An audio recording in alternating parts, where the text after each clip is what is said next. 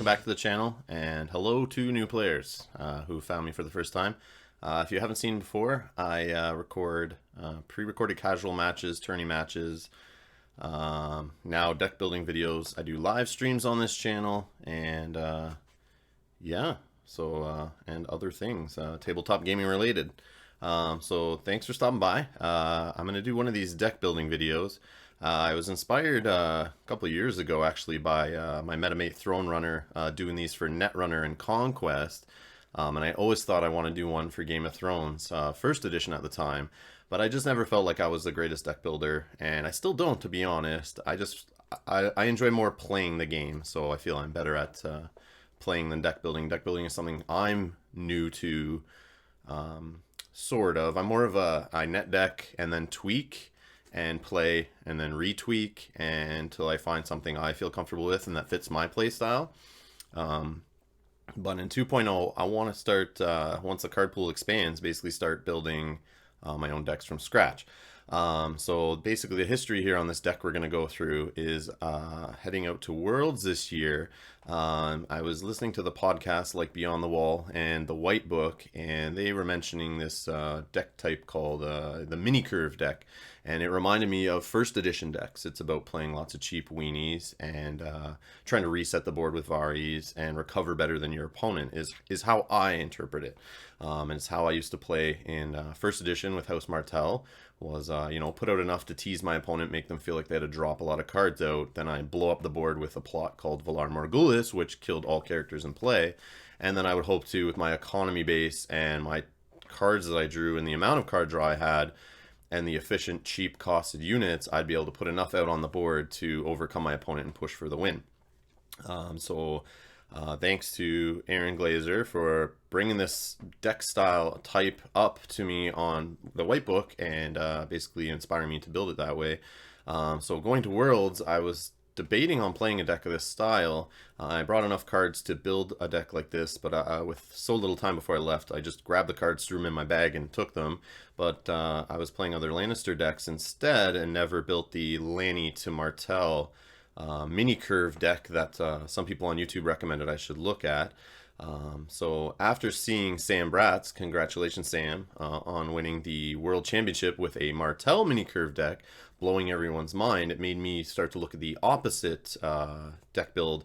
Instead of going Lannister to Martell, which I played through Worlds, and trying to make that into a mini curve deck, I was inspired to actually flip it the other way around, since I'm like a die-hard Martell player. And seeing Gaston go to work again, which I missed from when the core set first came out, Gen Con, I played that a lot. But I missed Gaston Grey, not being able to play that in my Martell banner decks. So Sam's win inspired me to relook at my mini curve the other way around. So the next morning after that finals, the Sunday morning while we were at the FFG Event Center, Throne Runner and I got together and started updating our decks with our new cards from Taking the Black, the first chapter pack. And in that chapter pack, it had some cheap Martell dudes, or a dudette, the Bastard Daughter, and the Long Plan. I've been waiting for that card to drop since I saw it spoiled, and I have some uses in mind for that plot. So quickly that morning, whipped together, using the cards I brought to Worlds, I whipped together my Martell to Lannister mini curve deck, inspired by Sam's deck, and my previous builds the other way around.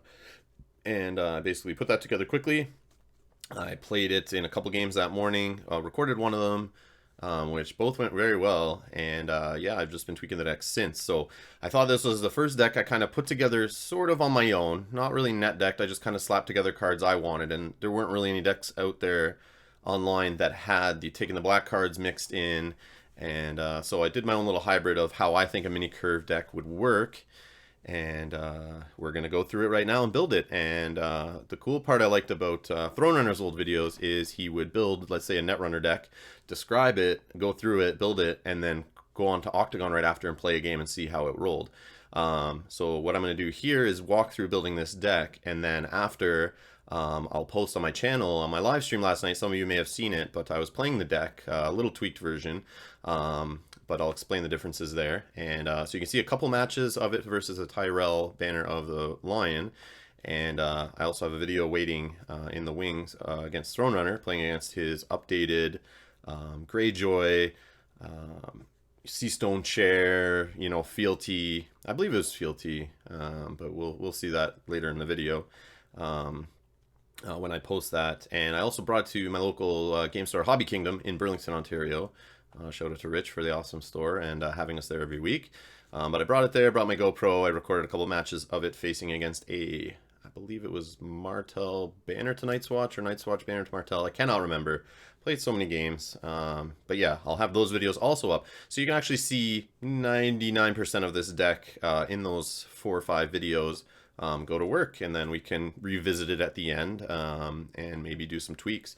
So what I'm looking for from you guys is I'm going to walk through this deck building video, put the deck together quickly here on thronesdb.com, awesome deck building site, and I'll try to share it if I can figure that out. I've yet to do that. I don't usually use these online deck builders too much, but I'm going to input it here, save it, and try to share it with you guys. I'll put the link below in the description if I get that going. Either way, I expect you guys to make some notes, put some stuff in the comments below. Anything you think could be changed or improved, or you have any questions on why I'm doing the madness I'm doing and why I'm putting certain cards in you may think shouldn't go in the deck, or why you think I should put more or less copies of a certain card, don't be afraid. Please, that's why I'm doing this. Leave the comments below. I don't care. Trash the deck. Tell me what's wrong with it, and I will try it out, and I will do it in new videos and see if I can improve. I'm open-minded. I'm willing to try whatever. And also, it just adds to my gameplay experience and help share stuff with our new players out there that are new to 2nd edition, and maybe even new to card gaming in general. They can learn from this. So here we go. So I have the physical deck actually in front of me sorted out. I know I should have probably inputted it first and just kind of copied from that to make it a little smoother. So I apologize as I look down and look at cards here as we go through it. But we'll try to explain it as we go. Okay, so we are going to, obviously I spoiled it, we're doing House Martell. It obviously would have been the title of the video too, I would assume. And we'll do Banner of the Lion. So I like this mix of faction. Like I said, I brought it to Worlds. I really like the, I'm an intrigue guy. I love the intrigue icon, I love the intrigue challenges. And when I saw Tears of Liss, I got a little excited when I saw it in the core set, because it just added targeted kill to a deck that maybe doesn't focus so much on military. So it was a way to, if I can't really claim from military, I can still win those intrigues and still do some targeted kill and get rid of those giant annoying bomb characters that are just getting in my way from winning. So yeah, that's what I'm a fan of the intrigue icon from 1st edition actually, and 2nd edition there's hope there for it. So I'm going to create the deck and start building, I believe. And if you see I do anything weird or have any tips for how to use Thrones DB better, please leave them below. Also in the future, I would love to do these live stream style once I get a handle on this stuff. And this is kind of an experiment here. I'm using a green screen behind me here, so apologize if you see the shadows and stuff. And if this looks weird or you have any improvements I can make to these videos, let me know. I'm just kind of ripping off Throne Runners style here. It seems to work good, and I like watching them. So if you have any tips, leave those below, and in the future when we do a live stream, I can have input from you guys, and maybe we can build a deck together in the future, and that would be cool. So we can start with like a blank slate, and then have some people join us. I'll try to reach out to people in advance, and we can get together and build a deck together on here, and then I'll run it through a little gauntlet and make some videos out of it, so we can see the story of the deck from start to finish. Okay. So, we're doing Martell, Banner of the Lion. We're going to do characters. We have filtered characters here. We also have House Lannister, House Martell, and neutrals showing up. So we'll do the characters first. I don't have them sorted here in the order in front of me as are listed on the screen here, but we'll see the deck get put together on the left as we go. So first is first. I recently went down to 1 Jaime Lannister in this deck. And the reason why is because I decided to put another character instead of a second copy of Jaime Lannister. But I might try to work in a second copy, because as this focus on Varys, blowing up the board, and having a dupe on Jaime could be good. But usually I follow that up with a March to the Wall, or my opponent will, if I'm open for it. So having dupes on a character, I don't know if they're really that big of a deal. I mean, it's nice for military claim when you're hurting and you can only get a big dude out, and you can make sure he lives a little longer. But those March to the Walls, man... Most good players or experienced players I know are putting March to the Wall in their deck. So that's the kind of tournament experience you'll have, is where like 90% of players will have March to the Wall in their deck. And sometimes even 2. Oh yes, I faced that at Worlds, blew my mind. But yeah, just watch out for that. So that's why I'm not doing a dupe of Jamie right now. I'm playing with just one, just so if I see him, I play him. He's good. If he dies, he dies. I don't have a dead copy of Jamie coming. I will see him a lot less in games though, because there's only one copy. So keep that in mind. When you put less copies of a card, you might not see it every game. So Jamie is not the focus of this deck. He's just a nice guy to drop in. That's why there's only one of. Like I said, comments below. All right, so we have Varys for 2 copies. I have only 2. I might go up to 3 because going through some games without him, a little tougher, but I still is usually able to pull it through. So I'm trying to right now. I put 2 of my Worlds decks when I was practicing. I didn't actually play with them at Worlds. I decided to play with a deck that didn't have it in it because I wasn't sure how it would hurt me or not, and I didn't feel like I practiced enough with him. But then now that I play him more, I'm realizing I have tons of practice with Valar Morghulis from first edition. So blowing up the board and recovering is something I had a lot of experience doing, and I was kind of successful with it in first edition. And I like that play style of like living on the edge and then trying to come back. So 2 Varys. Spoiler in the plots, I do have a summons, maybe 2. I can't remember what I have currently right now. I keep tweaking my plots. That's the one part of decks I like to change a lot. So yeah, the plots might not be the same. I'll go through the ones they started with and mention some of the changes, but summons to help get Varys makes me only put 2 in. I have an one Arion, who works so good with some of the other characters in here. I have some bombs that are cost 5 and lower that are great to drop in with her, especially after you can use her in a intrigue or a power challenge. So I probably should, I'm realizing, highlight over these as I'm talking about them for people who don't know. So we'll go back a little bit here. Jaime Lannister. He's 6, strength 6 cost, strength 5, intrigue, and military. He's a knight and lord. And remember, he does not kneel when he's initiating military challenges, and he does gain renown during military challenges on offense or defense. And then we also did Varys, which he's 6 cost, 3 strength. He has stealth and an intrigue icon. And sorry, I'm wiggling the mouse there. When you win the when dominance phase ends, you can remove Varys from the game, which allows you to play the next copy of him because he's not in your dead pile if you do this. To discard all characters from play. So he's a neutral guy there. You may have glossed over him in your core set, but he's actually finding his way in a lot of decks lately, and I saw a lot of him at Worlds, so he must be a good card. Okay, and then we're going to go back up. We did Arion Martell. So what her thing does is she's got her intrigue and power icon for strength, cost 5. You can trigger her action to drop in a 5 cost or lower character from your hand, and then you bounce Arion back. Cannot be saved, and you can do that once per phase. The nice thing about this, I like dancing her around. Like if I think a wildfire is coming, I can pop in a little weenie and put her back in hand to use later and save her from that. If I need to jump her out and throw someone in for a surprise blocking of an unopposed challenge against a Greyjoy deck that's trying to get it through, they can stealth, and then I can bounce Arion back after that stealth and drop in a character and block the unopposed. I can also drop in like Arrow Hota to bounce a character out of a challenge. I can drop in Wildling Hordes or 5 cost, and sneak in a when I go second, I can sneak in maybe that military challenge I need to get through, put to the sword. When the opponent maybe went a little more aggressive on military on the offense and kneeled out a little more than they thought, or they thought they should, or I thought they should, because they didn't realize I could drop in an Arrow Hota or a Wildling Horde with 5 military and swing around for a military possibly unopposed that they weren't expecting. Now they got to do a claim, and maybe I got to put to the sword coming at them. So it's always nice to do those little surprise plays with Arion Martell. And it's great if you get economy going and can do it turn after turn. Your opponent's always guessing when she's on the board, and she will be a target for milks and targeted kill, which I'm fine with. I can still ambush some of those characters. I can still just pay for them straight up if that's the case. She's not like center of the deck, but man, when she gets going, which you'll see in some of the future videos, it is pretty crazy. So that's one Arion. So when you see her, it's nice. Cool little fun tricks.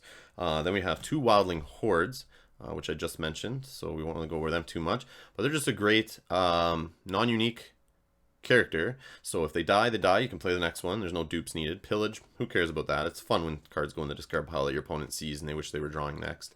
But other than that, who cares? It's got no attachment, so it can't be blank. And it has that awesome ability. I can kneel my faction card, which I'm not doing for anything else in the deck that I know of, that I can think of.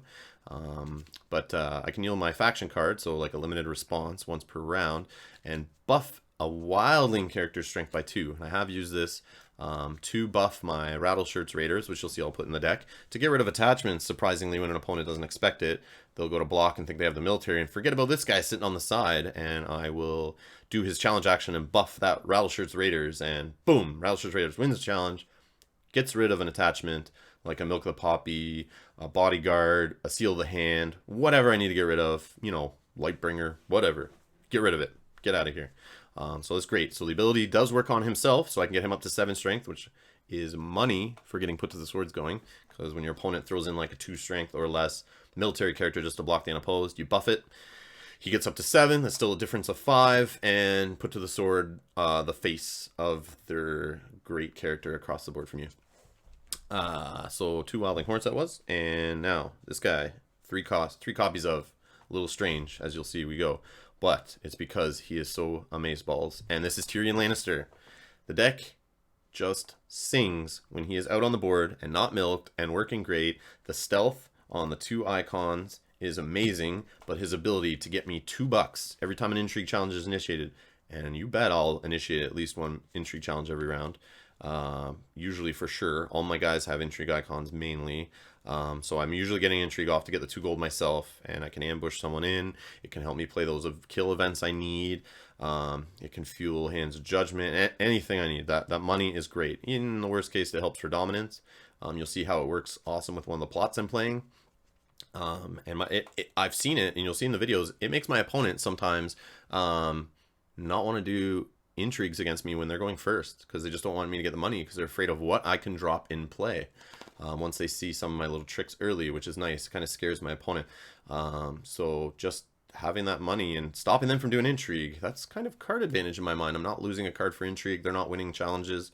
So yeah, that works great. So Tyrion is awesome. I want to see him every game. That's why there's 3 copies in there. There you go.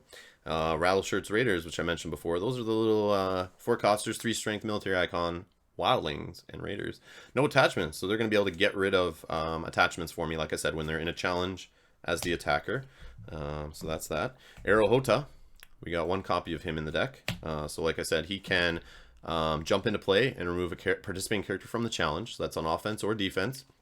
He has ambush of 5. So if I'm sitting on gold, or Tyrion's, you know, working his magic, and I can get to 5 gold, I can drop him in that way.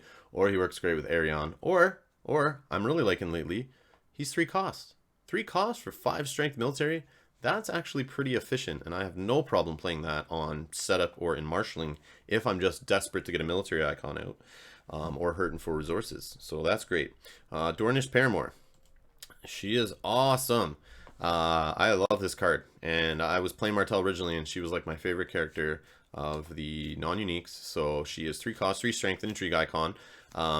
When you're going first, it's amazing. So when you get stuck in that situation, when you get Sun Spear out and the opponent keeps making you go first, and you start dropping these on the table, they start thinking twice about making you go first, because now she has the ability to pull a defending character, into the challenge if able. So they have to be standing, they have to be ready for the challenge, they have to have an intrigue icon.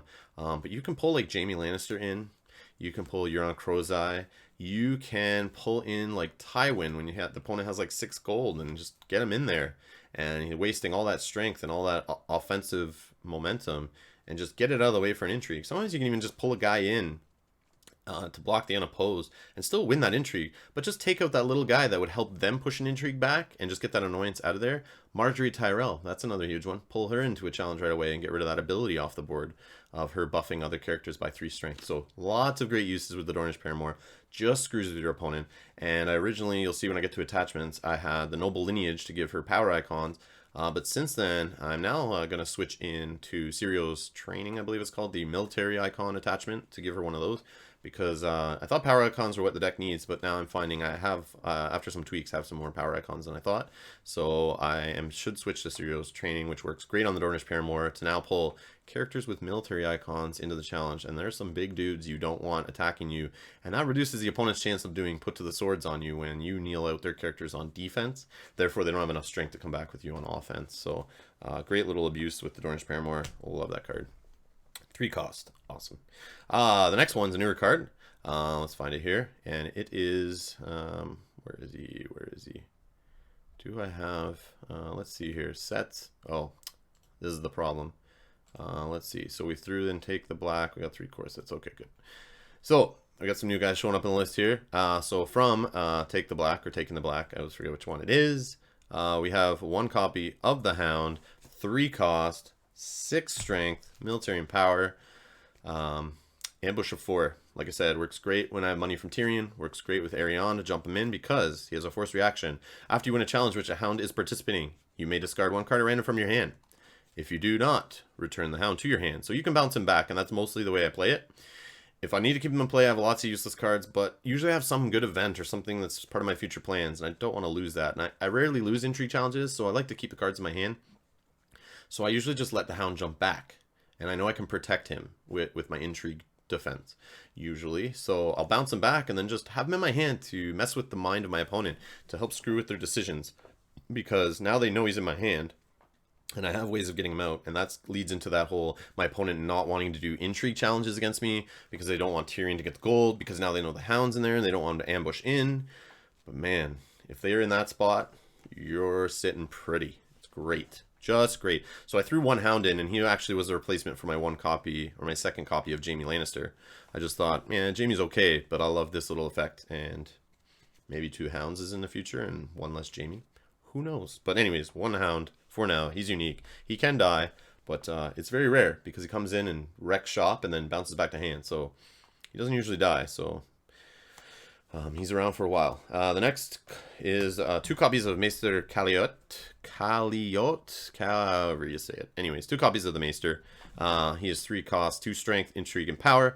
After you lose a challenge which he's participating, you could choose a character, and that character loses an icon of your choice.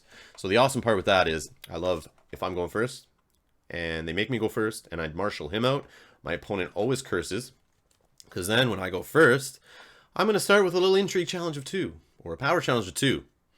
Go ahead. Defend it. Win it. I'll take a military icon or power icon off your biggest character and reduce their effectiveness, maybe push through the challenge I need to push through, maybe take the icon off that I'm weak in, so then I can defend that big character's challenge in the future. But it just messes with your opponent's plans, makes them have to make decisions they don't want to make, and that's how you win, is when they screw up and make poor decisions, poor choices that they're forced to make and they didn't plan on. And if they let it go through, he's usually unopposed because he's so low strength that sometimes they don't have the little chud to block it, especially intrigue. Not a lot of those little 1-cost droppers have intrigue icons, so I usually do intrigue, and most of the time they go unopposed and I get a card, and then I drop a Tears of Bliss. Amazing. You do whatever, who cares? But either way, it just, if I lose it, I win it. You know what I mean? With his ability, it's money, and then I get to do what I'm trying to do later in the round. So if you can plan out well and strategize around your opponent, this guy is awesome. Two of, because I need to see him. He is great in this deck. So for a little card draw, card quality, card replacement, whatever you want to call it, we have 3 of the Green Blood Traders. Martell's a little hurting on card draw. These little mini drops can help me win intrigue challenges, can help with military claim, which I'm going to be losing military challenges. But 3 of them, because if I'm digging for Varis or digging for a card, this just helps me thin out my deck. I put this in play for cheap. I look at the top 2 cards in my deck. I add up to 1 of those to my hand, put the others on the bottom of the deck in any order. So yeah, I just dig for cards, and I see those 2 cards, and it helps me pick the more quality card, what I need at the time. Sometimes it could be economy to help me get something else out of my hand and in play when I need it. Sometimes it could be a dupe I'm looking for. Sometimes it could be that character I'm hurting for, or just that character in general. Sometimes just a card. I just need a card. Green Blood Trader, amazing. So she has uses when she's in play too. She's usually my first military claim. She does help on the intrigue, blocks the unopposed, even sometimes can win them if my opponent's hurting for intrigue. And it's just a little 1-dropper. I love doing those chump challenges where I, on the offense, will just put in a little 1 strength there and make my opponent have to decide, are they going to, kneel out their Danny or something. Not Danny, I guess that's a bad example because this Green Blood Trader would be 0 if she was standing. But just a bigger character that they have to kneel, like a Littlefinger or something, and defend this challenge with. And then I've taken that 4 strength out of the equation when they're back at me on offense. So always good. So the next card is, for the little weenies, is the Lannisport Moneylender for economy. So they can help me get out the bigger dudes, drop the bombs, get me some extra gold just to sit on for the events and the ambush during challenges. They're limited, so, but I haven't really seen any trouble with this deck giving me too many limited. The next we have is the Burn Men. We got 1 copy of them. So sorry, the moneylenders, they're just little +1 gold weenies, but they're another intrigue icon.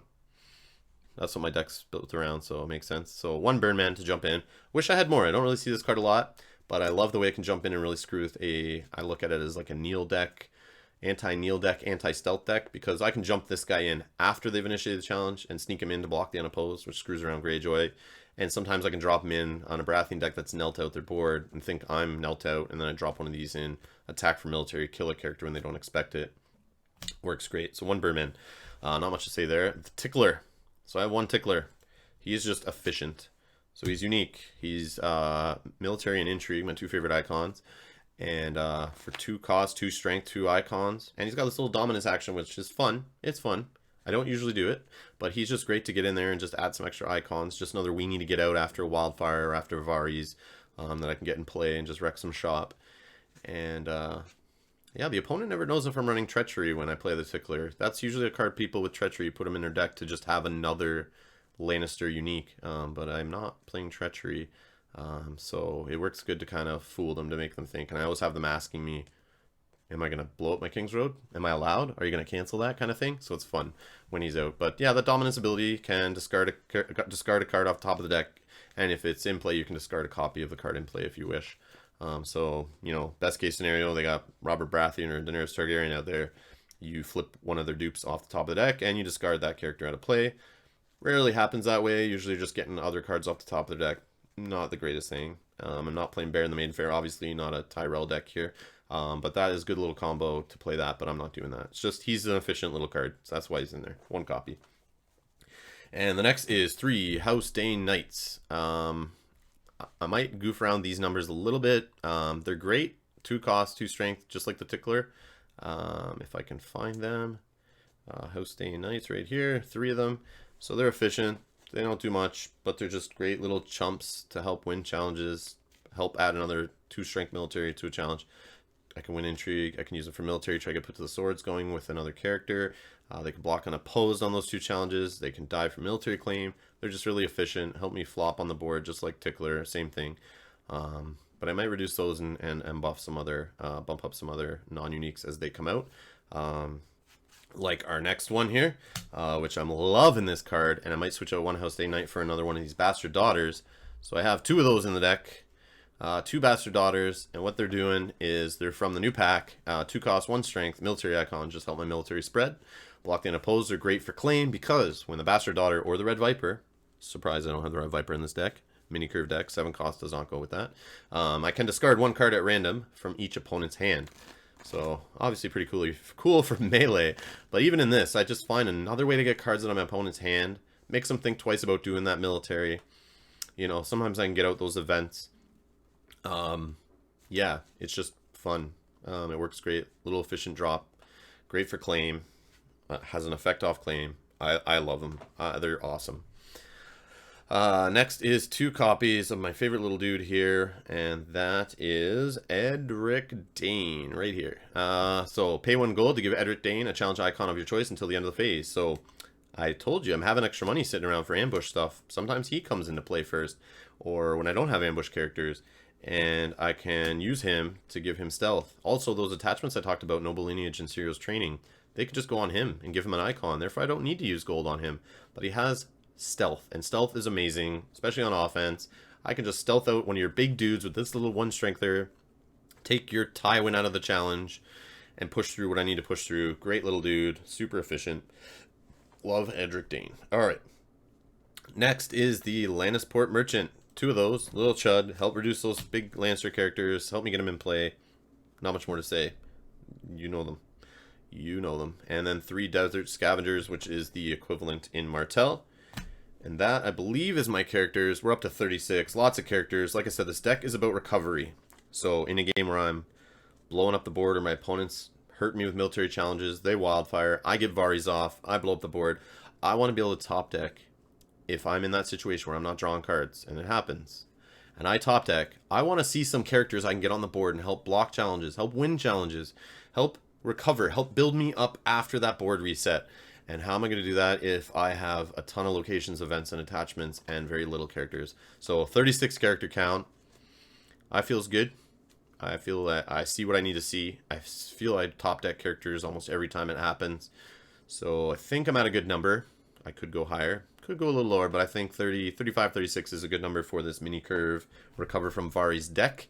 So that's where I'm at for characters. Now, let's switch it over. We're going to go to events. Which one's the event symbol here? Oh, the lightning bolt. Boom, boom. Okay, so we're now on events. Not many to choose from here in this deck. So we are going to go with a great event. I think my favorite in Martell. And I'm glad you can play them in banner. That's why I banner with them a lot. Is where is it? Let's see, confinement. So 3 confinements.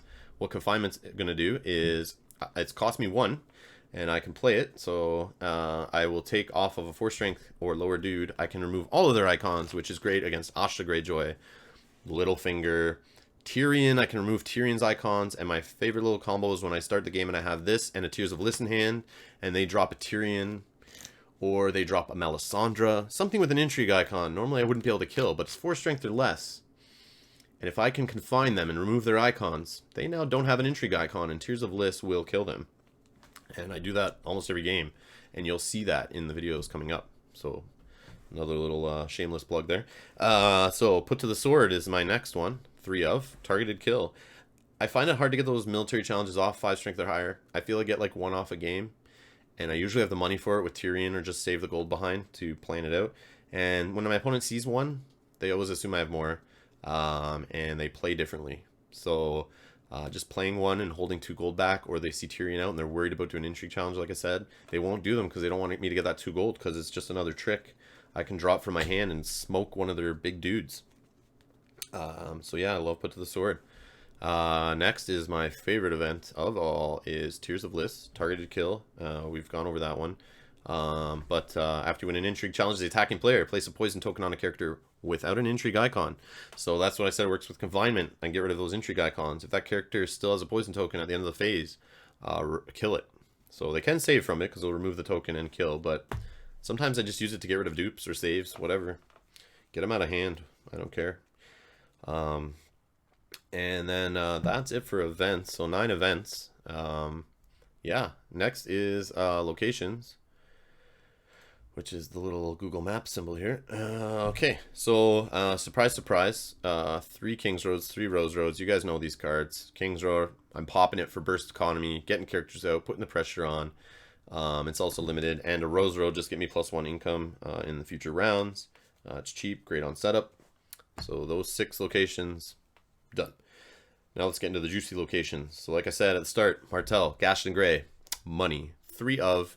What Gaston Grey is doing is after I lose a challenge as a defending player, I can kneel and sacrifice Gaston Grey to return an attacking character to its owner's hand. Cannot be saved. Cannot be saved means any dupes on it, any power on it, any attachments on it are all going to fall off. The character is not going to stay in play. It's going to go back to hand, and they lose all of that stuff.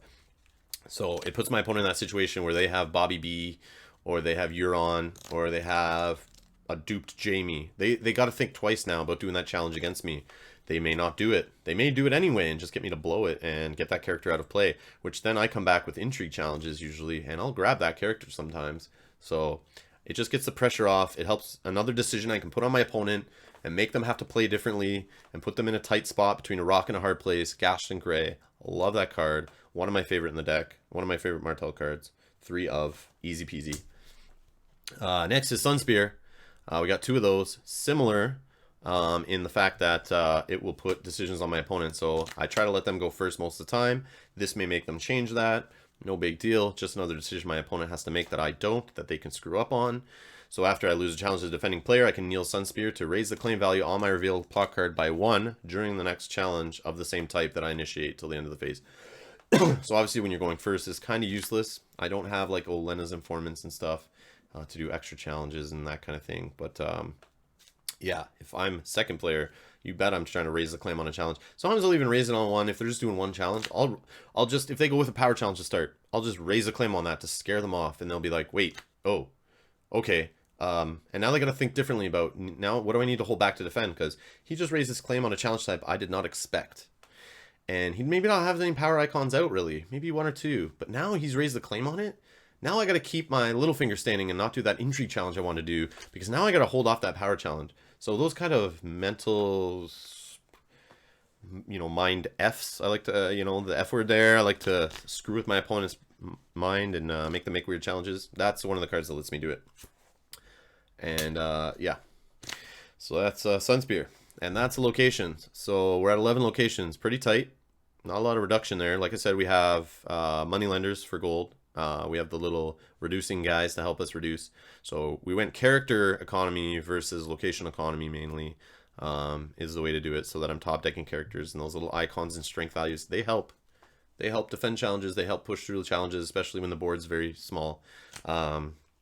So yeah, I went character economy over location economy, because when you top deck that location economy late in the game, it's not doing anything for you. But a Desert Scavenger will. That's my opinion there. If you have another opinion, or you want to clarity on that, leave comments below, like I said, in the comments on YouTube here, and we'll discuss. But yeah, let's get the discussion going. So the other card I have, now we're on to attachments. Let's flip over to that here. So attachments, like I said, I had Noble Lineage in, and you'll see me playing that in the videos. But I've been brainstorming, and I'm deciding to go with 2 Serious Training. So keep that in mind. You won't see Serious Training in the matches coming up, but you'll see it in future ones, I'm sure. So 2 Noble Lineage or 2 Serious Training. And Noble Lineage gives the power icon. Serious Training, I'm thinking military icon is the way I want to go.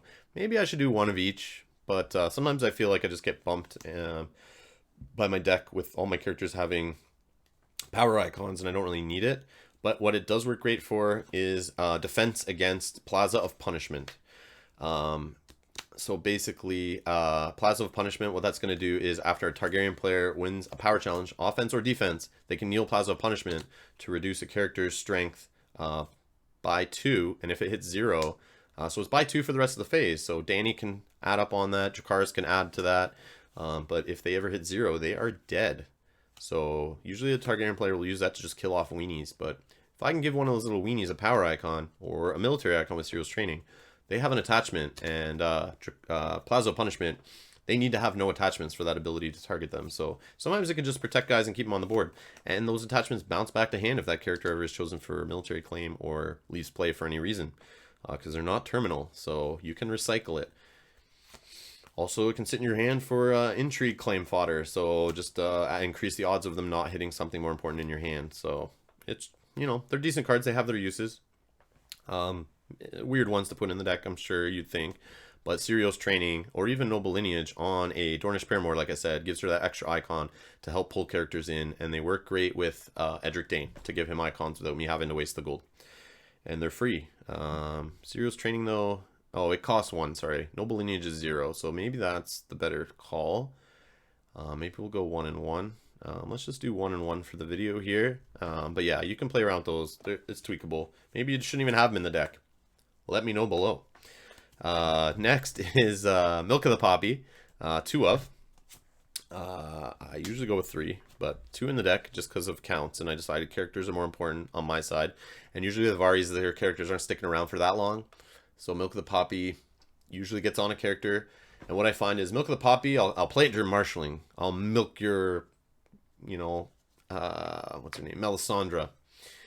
I'll milk your Robert Baratheon. I'll milk your Balon Greyjoy. Yeah, it shuts him off. If I'm going second, that's great. It shuts him off. But it usually lets it out for a turn, because usually when I have them milked, they're usually my big target. And with Put to the Swords, Tears of Lys, Varys bouncing them away, March to the Wall, whatever, I find that Milk the Poppy doesn't sit on too long. So is it overkill? Do I care if they get that one challenge off and do their cool abilities? Sometimes yes. I mean, sometimes I can get them multiple challenges. Sometimes get them multiple renown and push out the game. So Milk of the Poppy can really slow those big characters down. Even if I'm going to kill them that round, I may not get to kill them. So Milk of the Poppy is like a little insurance policy to help keep them in check, I guess. So 2 in there, 2 of them in there. If I see them, I see them. If I don't, I don't. But they're great. And then the final card and final attachment is 1 copy of Widow's Wail. Great little ambush card. Another reason they don't want to give me gold. Another way I can win challenges. Another way I can buff up military challenges to get my Put to the Sword off. Or sneakily win an intrigue challenge they don't expect because they're trying to stop my tiers. Yeah, an amazing card. I love Widow's Wail. and it's not terminal. So it does come back to hand after the character leaves play. So I can do it again. And it's another card now sitting in my hand that my opponent's now second guessing their decisions and adding more choices to them each challenge phase to overthink things, to overcommit, and make it tough on them. So that's the deck. 61 cards. Yeah, playing around there. Should be 60, I guess, but 61 cards. Is that big of a deal? I don't know. What would I cut? Tell me. Tell me below. Let me know what you guys think. Let's build this deck together. But you'll see it in action in the videos I'm going to post later. Probably the same day this goes up. So, for plots. Let's figure out how to get plots on the screen here. Agendas. Plots. Whoa. So we have lots of plots to choose from. Amazing core set. Tons of plots. There's a handful of plots in the new pack too. I was shocked by that. So many plots. Just adding more variability to the game. Adding to the best part of Game of Thrones, a card game, is the plot deck. I love configuring the plot deck. It's tough. So many hard choices. I lose sleep at night trying to build plot decks. Just kidding. Sort of. But they are amazing. So I always carry extra plots with me when I go to play casually so that I can switch plots out between games and tweak and try to think of what plot would I like at this time and use that to build my plot decks and improve them for tournaments. But they are tough, and you gotta use them for meta calls. And I love the plot game within the plot. Sorry, I love the plot game within the game of trying to figure out what my opponent has, what they'll play, what I have to counter it. Do I have enough initiative to go first? Should I put more initiative in the plot deck? You know, that kind of thing. When do I need to choose to go first or second? What plots will help me close the game? Which plots will help me open the game? How do I open the game against certain factions? Do I have those plots in here? So lots of decisions, but here is the plot deck I have and I've tweaked and played with. So you'll see different variations in the games, but here's what I'm going with right now. And first is 1 naval superiority. Now I'm goofing around with this one. I loved it when I first got my copies of the core set at Gen Con. I played it in the Kingslayer tournament. It definitely was money all day, hit on 95% of times. I played it and choked my opponent. I swung with intrigue challenges. I was playing Tyrell and Martell at the time, so lots of intrigue. I would clear characters out of their hand that they wish they could have played and slow my opponent down. And usually I would do it when I have economy on the board and they don't, so I felt very in control. And at the time, lots of people were opening or playing second kingdom plots. They would search with the first plot, which I could hit with naval superiority. And if I didn't play naval superiority and they searched and they couldn't afford the big bomb, next round I know they were trying to play it, so I would drop naval superiority and block their kingdom or edict plot. I guess I should be hovering over it. So you see what it does, but it treats the base gold value on each revealed kingdom and each revealed edict plot as if it were 0. Limit 1 per plot deck. So it's a 2-7-1. So worst case, lately I've been playing it in this Martell deck, and I've been missing a lot. I've gotten rusty on naval superiority, and I feel the meta at large is countering it. So they're opening with schemes and with summer plots and whatever to not get hit by naval superiority. But I find even when I play it, I'll show you the plot that I pair it with, or just sometimes with my cheap characters, I have no problem getting a dude or two out. And even if I use it just for the initiative, 7 initiative is money. And if I can make sure I go second on a turn, I need to go second. And especially if I play this early and I miss, yeah, that's one round where you're kind of getting the power. But that means maybe you'll put out more dudes because you feel, he missed it. He was trying to choke me. And now it puts them in the position where they want to put more on the board because they feel like they just got away with something. And that's perfect. Sometimes I'll do that and just set them up for that Varys play and play Varys next round. And then they'll kind of go, whoa. And yeah, I wasn't really trying to choke you out. I mean, I was, but if you get through, sometimes I can punish you for overcommitting. So, naval superiority, that's number 1. Let's go to the one that works with it from the new pack. And I'm so glad Martell got this right away. They needed some help. The long plan. So, the long plan. Let's look at this one here. So, it is 4 gold, initiative of 3, claim of 1. It has a reserve of 8, so it's great to sit on cards for the longer game. So it's got a plot deck limit 1. And during the taxation phase, you don't have to put your gold back. You actually get to keep it till next round. So if you're planning on not playing too much now, you can't afford the Varys, you can save for him next round and drop that guy into play.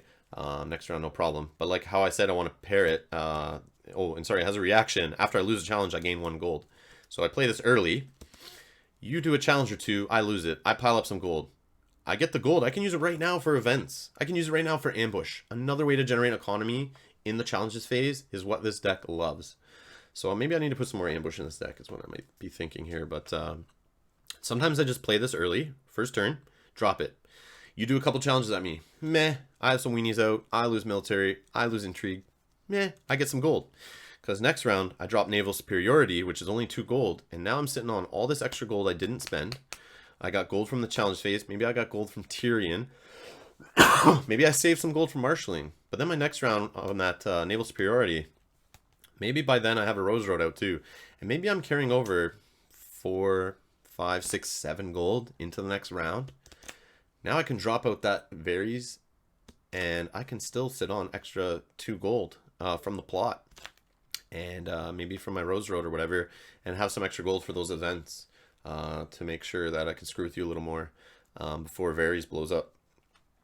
So the long plan to save me gold and into naval superiority turn is great. I love it. And Tyrion works good with the long plan because he's generating economy, and if I don't have any reason to spend it, I'm not going to lose it. It's going to help me for dominance, and then next round it's going to be there for marshalling.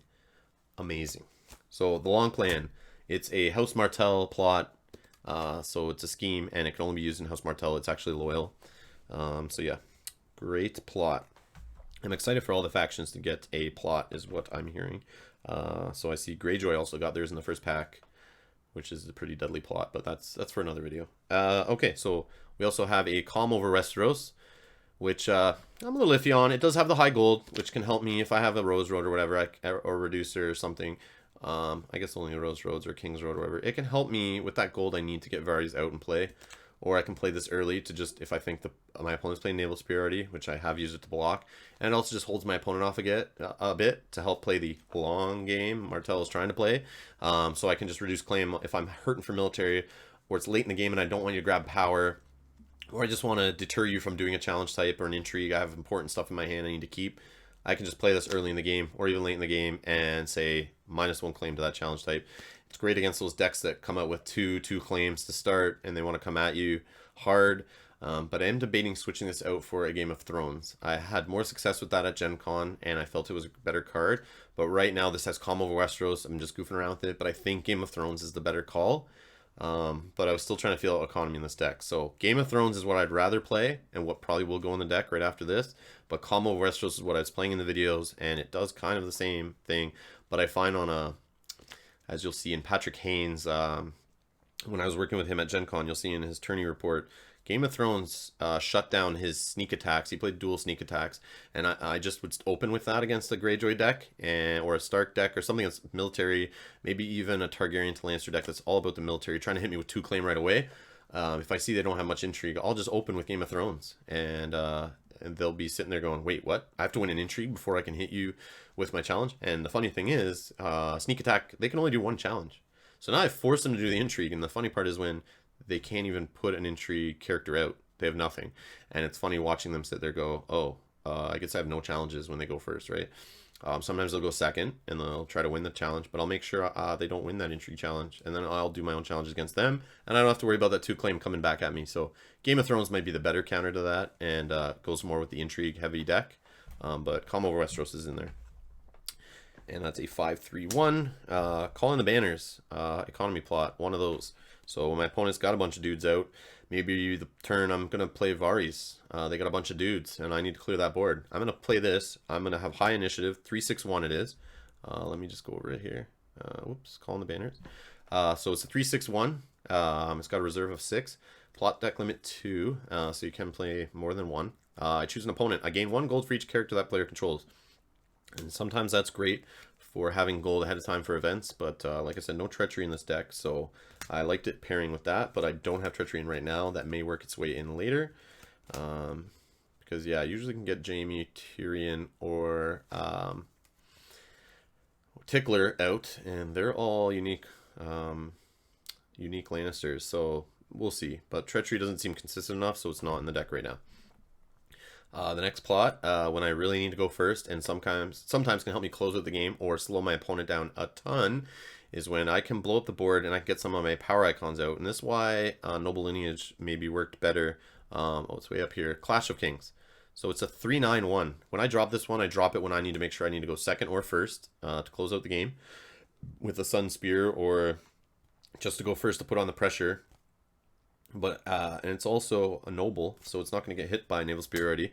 But after I win a power challenge, I move 1 power from the losing opponent's faction card to my own. And this works on defense. So the opponent will come at me. If I choose to go second, I let them come at me. If they're dumb enough to do a power challenge, and I'll throw in extra big dudes, I'll win it. Because I know I'm going to pull a power away from them, which is just 1 more I need to win and 1 less that they have to push for the win, which is great. And then maybe I'll come back at them with a Chud and win another power challenge and just not only take the claim, but I'll do this reaction again to move a 2nd power off their faction card. So in a turn, sometimes I can swing 3 power off their house card to my own just from this plot and winning a power challenge. Amazing. Great swing, great comeback card. Great way to slow the opponent down for the longer game. Definitely works with the theme of the deck, and that 9 initiative is key. I will drop that when I need to make sure I need to go first or second, and I need to be the one in control of that decision. So that's why that's in there. And we have 1 summons. I did have 2, but I've gone down to 1 because I decided to switch the long plan in and play that instead. But you know, let me know. The plot deck, like I said, is something I've been tweaking a lot, and I would love some feedback on it, so let me know what you think. So Summons is a 4/0/1. It is the one that lets you search out a character. Has a reserve of 7, so it's great early game to be sitting on a ton of cards. You search the top 10 cards for a character, reveal it, add it to your hand, shuffle your deck. So I use this to search for Varies. I use this to search for Weenies later in the game. I use it to just grab a character if I'm hurting for characters. I use it just to get another card at my hand. It's card draw. It's card draw, which is amazing. So Summons, not much to say there. You should be playing it in your deck if it reduces variance. So it helps you get the pieces of your deck together quicker. Just helps you dig, helps you shuffle up your deck a bit if you're hurting for cards of a certain type. Just lets you shake up that deck a little bit. Maybe if your deck's not really helping you out. Yeah. And the last plot is let me just take a drink here. March to the Wall. You must have this in your deck, especially when you're playing Varies. So what March to the Wall is going to do, it deters opponents from setting up single big guys alone with no other characters, because you can discard it away at the beginning of the game and maybe get rid of duped Robert, duped Danny, or a duped maybe even a singleton of one of those characters if they can't afford anything else. And maybe they've only marshaled locations and 1 character, you can blow that character away with March to the Wall off the start. It is 5 reserve though. That can be a little scary to start the game with, but it's great after Varies. So Varies blows the board up. If they have dupes on Robert Baratheon and they choose to save him from Varies and leave him sitting out there alone afterwards, even if they have him and Melisandre still sitting out there afterwards, even if they have Melisandre, Stannis, and Robert Baratheon all duped or bodyguarded and they keep them out, I'm going to March to the Wall because all your weenies are gone, and March to the Wall is going to get rid of one of those to the discard pile. Cannot be saved, so dupes are gone, power on them is gone, attachments are gone. Yeah, they might go back to hand, whatever. But I disrupt your deck. And most of the time it hits me too. I find it hits Tyrion, because I have trouble holding Tyrion back till after Varies. And sometimes you just don't see it, and you got to just play how your deck deals your cards to you. So sometimes I don't see Varies till late in the game, and a lot of it have Tyrion out with dupes on him. And he's pretty much the only guy in my deck I got dupes for, other than Edric Dane, I think. And let me look here. Yeah, it looks like Edric Dane. Oh, Maester Calliote, whoever. But I usually only have Tyrion duped at the time when Varys goes off. So I keep Tyrion in play. And in those cases, I won't March to the Wall. I'll try to keep him out there. But my opponent usually will, unless they have an equally powerful dude.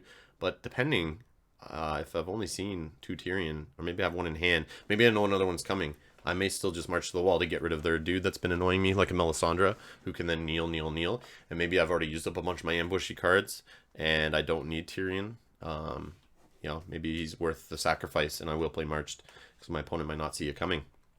And maybe they marched, and we dual march, and maybe I get rid of my Tyrion, but they have Robert and Mel out, and they're dumb enough to March to the Wall when I March to the Wall, and that means 2 characters are going to get discarded, but I only have 1. And they have 2, so sometimes that can work. But March to the Wall is great if you know how to play with it. It's got 8 initiative, so it's helping me choose whether I go first or second. Sometimes I just play it in those scenarios early in the game or when I need to do it. And if I have one of those little reducing weenies, I have lots of weenies for days, so I always have someone that can go to March to the Wall, and I'm good. But maybe my opponent doesn't. Maybe they've been using up those guys for claim soak. Maybe they've, you know, they don't want to get rid of it for economy, but whatever. March to the Wall. It's money. So, I believe that's the deck. So we have 7 plots. We're not getting any more warnings here in Thrones DB. So 36 characters, 5 attachments, 7 plots, obviously 11 locations, 9 events. Take a look at the deck here. I'll publish it and post a link below. But I want your thoughts and watch for those videos. Make sure you guys subscribe below. I'm going to be posting videos from our live stream last night playing this deck. Very similar. I did mix in Wildfire at that time and took out Naval Superiority, so you can see how it works in that situation. But I think I'm going to put Naval back in. Get rid of the Wildfire, maybe keep Wildfire and Naval. I don't know what I'd switch out, but let me know what your plot deck lineup would be for this type of deck and what cards you would switch in and out. Or send me your deck list. Put them in the comments below. Let's get the discussion going and let's see how this deck performs and how I play with it. But this deck fits my playstyle. Like I said, I'm all about the intrigues, targeted kill, playing second, having the comeback. I love the comeback story. That's the way I like to play on the edge, losing, and then let my opponent, overextend, try to close out the game, and then I punish them for overextending and sting back, sting them back hard, basically, after they've overextended and gotten close to winning, and then I just, pull a power back off them, push challenges through, kill their important characters so I don't have to worry about them anymore, and then I just kind of weenie flutter, get my closers out, and push for the win. So this is my House Martell Banner of the Lion mini curve deck, and yeah, it's been doing very well, as you'll see in the videos coming up. And feedback below, guys. Thanks for watching, and make sure you subscribe, like I said, and share the video with your friends. Really appreciate the support. And thanks a lot for watching. Toodles.